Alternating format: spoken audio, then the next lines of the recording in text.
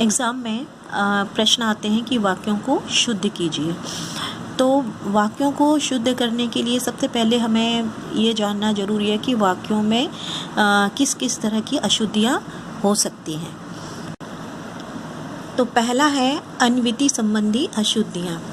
अन्विति का यह नियम है कि वाक्यों के जो वाक्य के नियम होते हैं, जो वाक्य होते हैं वो लिंग, वचन और पुरुष आदि के साथ उनकी क्रिया में अनुरूपता होनी जरूरी होती है।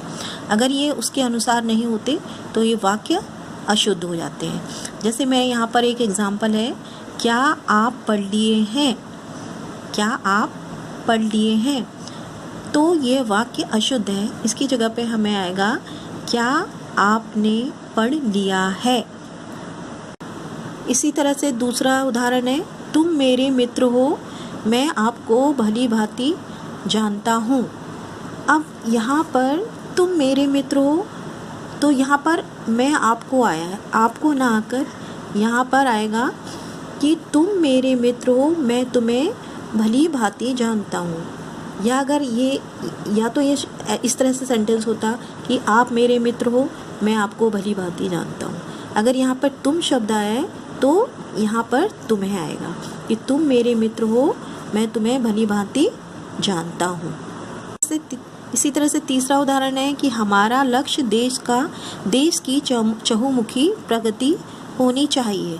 तो इस वाक्य में आएगा कि हमारा लक्ष्य देश की चहुमुखी प्रगति होना चाहिए आएगा। होनी चाहिए की जगह पे होना चाहिए।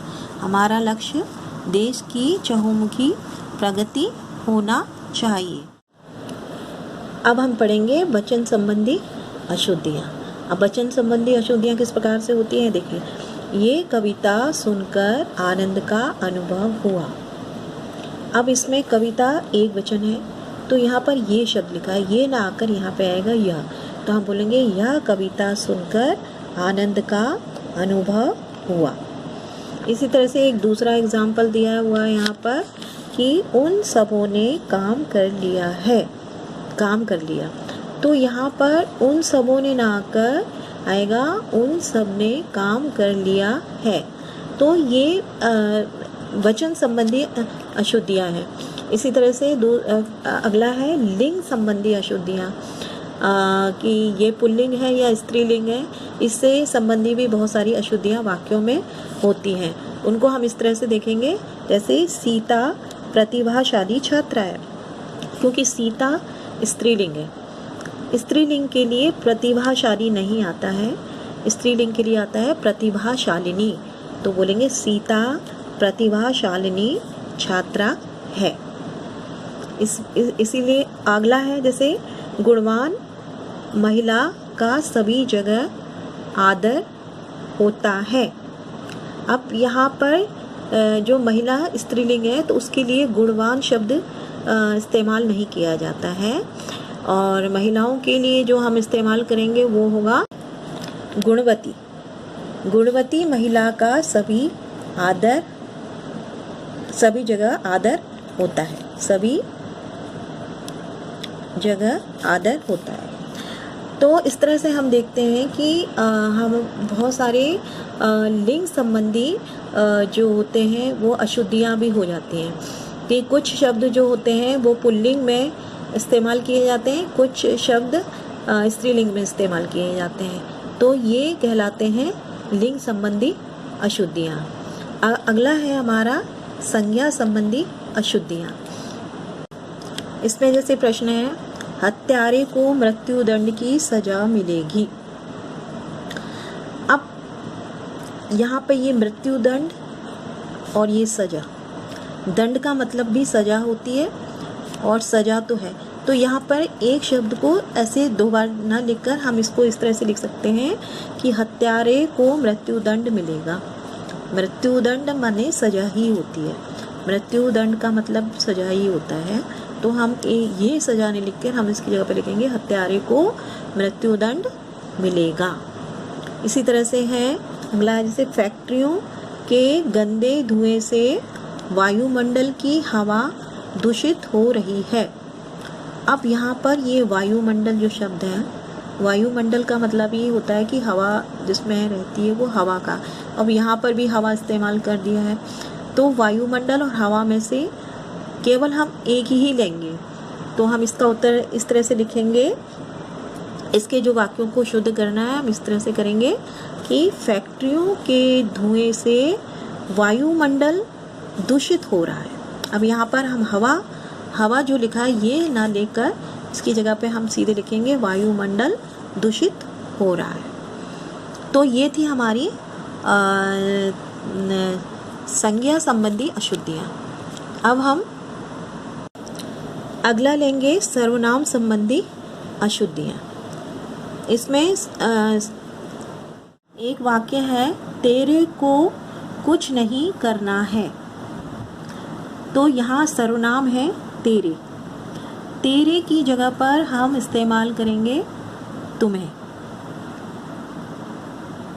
तेरे को जगह जो सर्वनाम है उसकी जगह पर हम इस्तेमाल करेंगे तुम्हें। तो इसका शुद्ध वाक्य होगा, तुम्हें कुछ नहीं करना है। इसी तरह से एक दूसरा है कि मैंने तेरे को कितना समझाया। मैंने तेरे को कितना समझाया। अब यहाँ पर भी ये सर्वनाम संबंधी अशुद्धियाँ हैं। यहाँ पे तेरे को शब्द ना लिखकर इसकी जगह पे हम लिखेंगे मैंने तुझे कितना समझाया। तो इस तरह से हम देखते हैं कि कुछ अशुद्धियाँ जो होती हैं वो सर्वनाम संबंधी होती हैं, जो कि अशुद्ध वाक्य होते हैं और वो हमें ठीक करने होते हैं। फिर इसमें कुछ आते हैं विशेषण संबंधी अशुद्धियाँ। अब विशेषण संबंधी अशुद्धियों के का एक प्रश्न है, जैसे यह प्रश्न बड़ा कठिन है। अब ये बड़ा भी विशेषण है और कठिन भी है, तो यहाँ पे बड़ा और कठिन दोनों एक साथ आ गए। यह ना होकर इसकी जगह पे हम लिखेंगे यह प्रश्न बहुत कठिन है। बड़ा की जगह पे ये बड़ा ये जो इस्तेमाल किया हुआ है हमने, इसकी जगह पर हम इस्तेमाल करेंगे बहुत शब्द का इस्तेमाल करेंगे। तो यह प्रश्न बहुत कठिन है। अब दूसरा है मुझे भारी दुख हुआ। अब ये भी एक अशुद्ध वाक्य है। यहाँ पर मुझे बहुत दुख हुआ, यहाँ पे भारी की जगह पर आएगा बहुत। तो जो वहाँ पर प्रश्न में भारी विशेषण लगाया था वो गलत है, उसकी जगह पे विशेषण लगेगा बहुत। तो ये विशेषण संबंधी अशुद्धियाँ हैं। कुछ वाक्यों में क्रिया संबंधी अशुद्धियाँ भी पाई जाती हैं। क्रिया, तो क्रिया संबंधी अशुद्धियों के कुछ उदाहरण देखते हैं हम। जैसे है, क्या यह संभव हो सकता है। क्या यह संभव हो सकता है। तो यहाँ पर हो सकता है ना आकर हम लिखेंगे क्या यह संभव है। तो हो सकता है की जगह पर आएगा सीधे संभव है। इसी तरह से एक दूसरा है, उसे वहाँ जाना होगा। उसे वहाँ जाना होगा, ये भी अशुद्ध वाक्य है। इसकी जगह पर हम यहाँ पर लिखेंगे उसे वहाँ जाना पड़ेगा, ना कि जाना होगा। जाना होगा की इस जगह पर हम इस्तेमाल करेंगे जाना पड़ेगा। अगला है क्रिया विशेषण संबंधी अशुद्धियाँ। कुछ वाक्यों में क्रिया विशेषण संबंधी अशुद्धियाँ भी पाई जाती हैं। जैसे ये, मोहन बड़ा चालाक है। मोहन बड़ा चालाक है, इसके स्थान पर आएगा मोहन बहुत चालाक है। बड़ा के स्थान पर क्या आ जाएगा, बहुत चालाक है। इसी तरह से अगला जैसे एक है अशुद्ध वाक्य और है, पुस्तक पर नहीं लिखो। पुस्तक पर नहीं लिखो। अब ये भी अशुद्ध वाक्य है, तो इस पर हम ऐसे लिखेंगे, नहीं लिखने के बजाय हम बोलेंगे पुस्तक पर मत लिखो। नहीं की जगह पर हम इस्तेमाल करेंगे पुस्तक पर मत लिखो। तो ये क्रिया विशेषण संबंधी अशुद्धियाँ होती हैं। इसके अलावा हम यहाँ पर योजक संबंधी अशुद्धियाँ भी देखते हैं। वाक्यों में योजक संबंधी अशुद्धियाँ भी आती हैं। एक वाक्य है यहाँ पर कि यद्यपि बलदेव निर्धन है परंतु उदार है। अब ये भी वाक्य गलत है, क्योंकि जब यद्यपि होता है तो यद्यपि के साथ परंतु नहीं आता है। यद्यपि के साथ आता है तथापि, तो इसके लिए आएगा यद्यपि बलदेव निर्धन है तथापि उदार है। यद्यपि के साथ परंतु ना आकर यद्यपि के साथ तथापि आता है। दूसरा उदाहरण है, जैसा बोओगे उसी प्रकार का काटोगे। तो जैसा के साथ आता है वैसा, उसी प्रकार का ना आकर जैसा के साथ आता है वैसा, तो हम बोलेंगे जैसा बोओगे वैसा काटोगे। तो ये थी हमारी योजक संबंधी अशुद्धियाँ।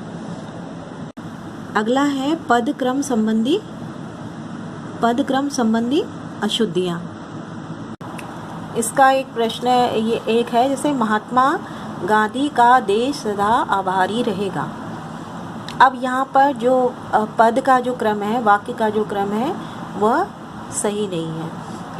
इसके बजाय हम यहाँ पर लिखेंगे देश महात्मा गांधी का सदा आभारी रहेगा, न कि महात्मा गांधी का देश सदा आभारी रहेगा। ये जो ऊपर वाला वाक्य है ये गलत है।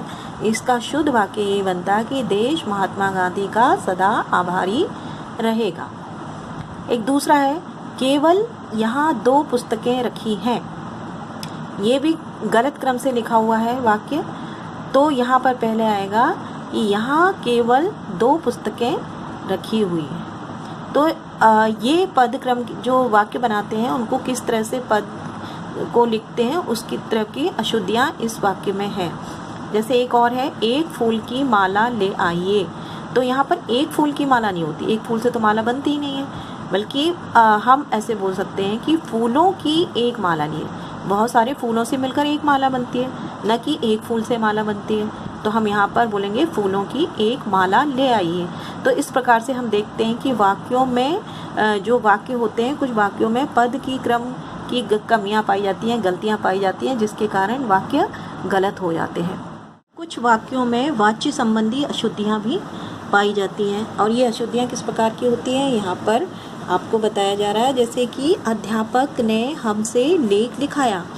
अध्यापक ने हमसे लेख लिखाया। अब यहाँ पर लिखाया ना आकर यहाँ पर आएगा लिखवाया। तो हम बोलेंगे अध्यापक ने हमसे लेख लिखवाया, यानी ऊपर वाला ये जो वाक्य है ये गलत है। लिखाया ना आकर उसकी जगह पर हमें इस्तेमाल करना है लिखवाया शब्द। इसी तरह से एक अगला है, जैसे डाकुओं ने चौकी लूटी। डाकुओं ने चौकी लूटी गई। अब ये वाक्य पढ़ने में ही गलत लग रहा है, तो ये वाक्य गलत है। इसकी जगह पे हम ऐसे लिखेंगे डाकुओं द्वारा चौकी लूटी गई। यहाँ पर ने ना आकर उसकी जगह पर हमें इस्तेमाल करना है द्वारा। डाकुओं द्वारा चौकी लूटी गई, ना कि डाकुओं ने चौकी लूटी गई। तो ये वाक्य वाच्य संबंधी अशुद्धियों को दर्शाता है। अगला है पुनरुक्ति की अशुद्धियाँ। पुनरुक्ति की अशुद्धियों का मतलब होता है कि एक वाक्य को 2 बार उसको बोलना, रिपीट करना, पुनरुक्ति कहलाता है। जैसे मुझे केवल 10 रुपये मात्र मिले। अब यहाँ पर जो केवल है और ये मात्र है, केवल और मात्र का मतलब एक ही होता है। इसमें से हमें केवल एक ही शब्द का इस्तेमाल करना है, तो हम इसका बनाएंगे मुझे 10 रुपये मात्र मिले। केवल बोलो या मात्र, तो हम बोलेंगे मुझे 10 रुपये मात्र मिले। तो इसका वाक्य इस तरह से बनेगा। अगला है मैं सप्रमाण सहित बता सकता हूँ। अब यहाँ पे सप्रमाण का मतलब और सहित का मतलब एक ही होता है। सप्रमाण मतलब ही होता है कि प्रमाण सहित, तो फिर सहित लगाने की ज़रूरत ही नहीं है। तो ये वाक्य भी गलत है। इसमें हम बोलेंगे मैं प्रमाण सहित बता सकता हूँ, क्योंकि हमें जब ये क्योंकि सप्रमाण जब लिखा है तो सहित नहीं बोलना चाहिए था। या तो हम सप्रमाण लिखेंगे या फिर हम लिखेंगे प्रमाण सहित लिखेंगे। तो हमने यहाँ पे वाक्य बना दिया मैं प्रमाण सहित बता सकता हूँ। इसी तरह से एक अगला उदाहरण है कि कृपया आज का अवकाश देने की कृपा करें।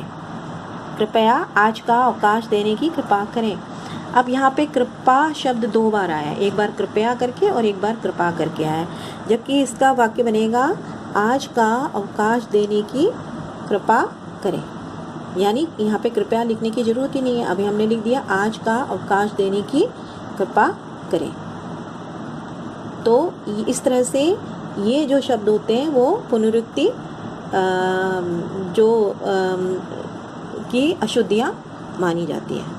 इस प्रकार से हमने देखा कि वाक्यों में अनेक प्रकार की अशुद्धियाँ होती हैं और उन अशुद्धियों के बारे में हमें तभी पता चलेगा जब हम उन वाक्यों के बारे में जान सकते हैं कि इस वाक्य में किस तरह की अशुद्धियाँ हैं। तो संज्ञा संबंधी है, सर्वनाम संबंधी है, विशेषण संबंधी है, क्रिया संबंधी है, या किस तरह की अशुद्धियाँ इस वाक्य में है, तब हम उन वाक्यों को शुद्ध कर सकते हैं।